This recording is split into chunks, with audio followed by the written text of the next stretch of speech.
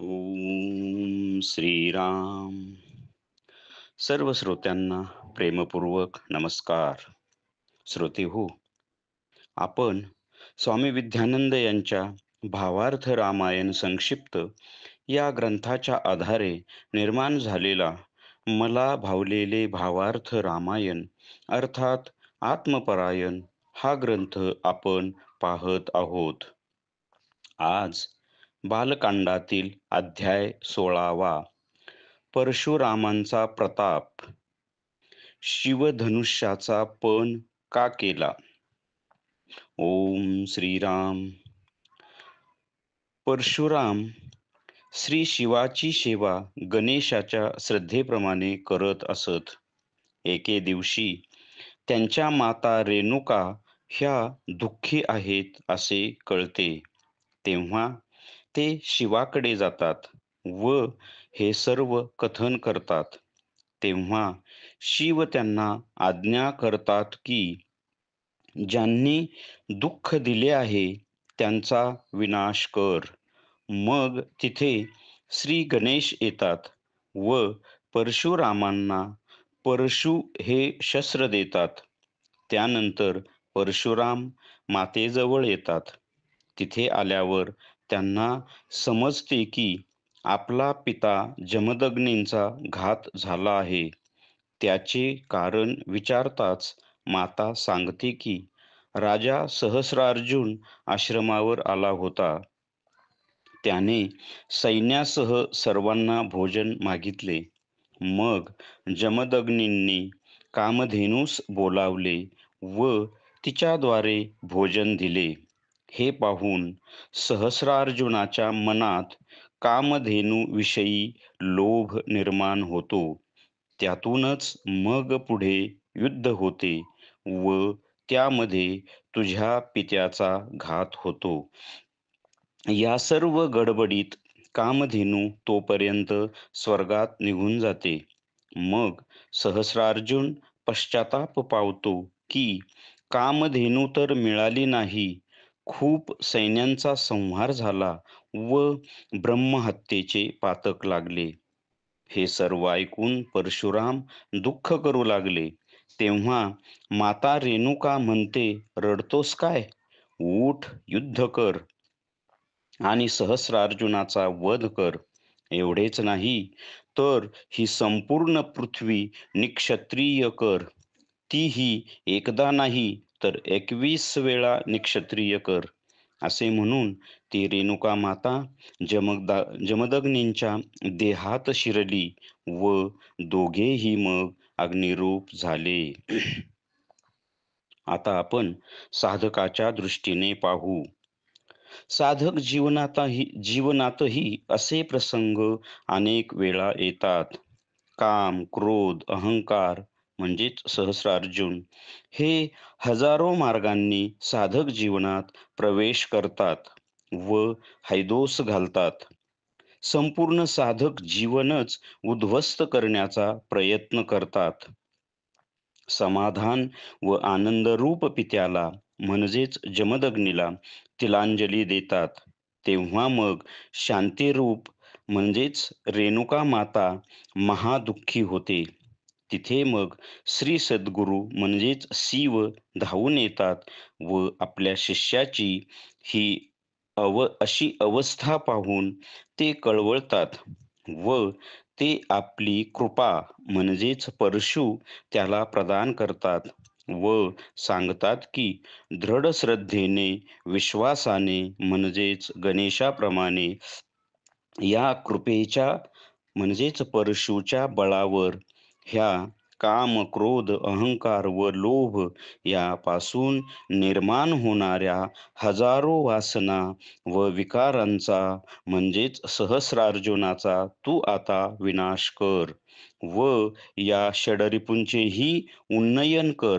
मग साधक श्री सद्गुरूंच्या कृपाबळाने या षडरिपूंशी युद्ध करतो व त्या षडरिपूंचा विनाश न करता त्यांनाच तो उत्क्रांत करतो. त्यांचेच शुद्धीकरण घडवून आणतो. मग ती शांती माता आनंदासहित स्थिर होते व हे असे युद्ध एकदा दोनदा नव्हे तर अनेक वेळा साधकाला करावे लागते. म्हणून तर श्री तुकाराम महाराज म्हणतात की रात्रंदिन आम्हा युद्धाचा प्रसंग अंतर्बाह्य जग आणि मन. आता या अध्यायाचे सार पाहिले तर इथे कथेमध्ये सहस्रार्जुन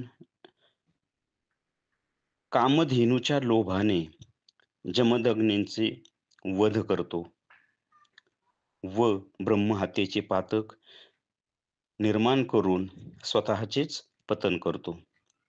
असेच साधकाच्या जीवनामध्ये सुद्धा होत असते. साधक आपल्या सद्गुरू प्रणीत साधनेमध्ये रत असतो.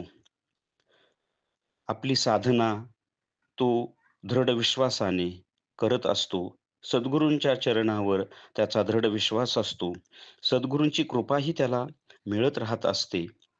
तो आपले आध्यात्मिक जीवन एक एक पायरीने उन्नत करत असतो. परंतु अचानक षडरिपूंचा हल्ला होतो. तेव्हा तो जर बेसावध असेल, तेव्हा काम, क्रोध, लोभ, मोह, मद, मत्सर, अहंकार यांचा जोरकस हल्ला होतो व त्यातही जर साधकाला कोणत्याही गोष्टीविषयी म्हणजे पद, प्रतिष्ठा, सत्ता, संपत्ती यांचा जर लोभ निर्माण झाला, तर तो साधनेतून बाहेर फेकला जातो व मग त्याच्या ठिकाणी अहंकार निर्माण होतो. त्यातूनच कामक्रोध निर्माण होतात व ते साधकाच्या आध्यात्मिक जीवनावर जोरकस हल्ला करून साधक जीवन उद्ध्वस्त करण्याचा प्रयत्न करतात. मात्र तो सद्गुरूंच्या कृपाछत्रामध्ये असतो. सद्गुरूंचे शिष्याकडे बारीक लक्ष असते. त्यामुळे सद्गुरू त्याच्यावर कृपा करतात. त्याला पुन्हा साधनेवर आणतात व त्याला सांगतात, की या काम, क्रोध, अहंकाराचा तर विनाश झालाच पाहिजे. परंतु जर का त्यांचा या षड्रिपूंचा विनाश न करता त्यांनाच उत्क्रांत केले तर? मग काय होईल? कारण साधकाने जर या षड्रिपूंचा विनाश केला, तर त्यांचा विनाश फक्त साधकापुरताच होईल. मात्र त्यांचे जर उन्नयन केले, त्यांचे शुद्धीकरण केले, म्हणजे काम, क्रोध, लोभ, मोह, मद, मत्सर यांचे शुद्धीकरण करून ते जर विश्वरूप केले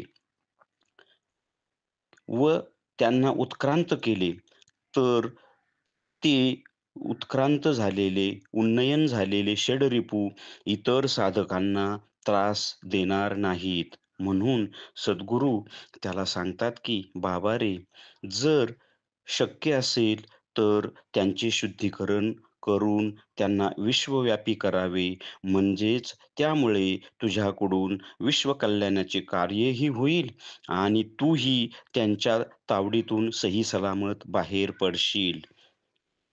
आणि हे असे साधकाच्या जीवनात एकदाच होते असं नव्हे, तर साधकाच्या जीवनात अशा षड्रिपूंचा हल्ला अनेक वेळा, हजारो वेळा होतो. म्हणून साधकाला या अशा हल्ल्यांसाठी सदैव तत्पर व सावध राहावे लागते. त्यासोबत त्याच्यासोबत तर सद्गुरूंची कृपा असतेच. मात्र साधकालाही स्वतःच्या सामर्थ्याने त्यासोबत लढावेच लागते. असे हे साधकाचे जीवन सतत युद्धमय असते. म्हणून तर तुकाराम महाराज म्हणतात ना, की "रात्रंदिन आम्हा युद्धाचा प्रसंग, अंतर्बाह्य जग आणि मन." कारण साधकावर अंतर्बाह्य हल्ला होतो. कारण बाह्यांगाने कोणातरी व्यक्तीच्या स्वरूपाने हल्ला होतो आणि अंतरंगामध्ये मनावर किंवा मन भटकते आणि या षड्रिपूंना आमंत्रण देते. म्हणून साधकाला खूप खूप सावध राहावे लागते. श्रीरामार्पणमस्तु. हरि ओम तत्सत ब्रह्मार्पणमस्तु.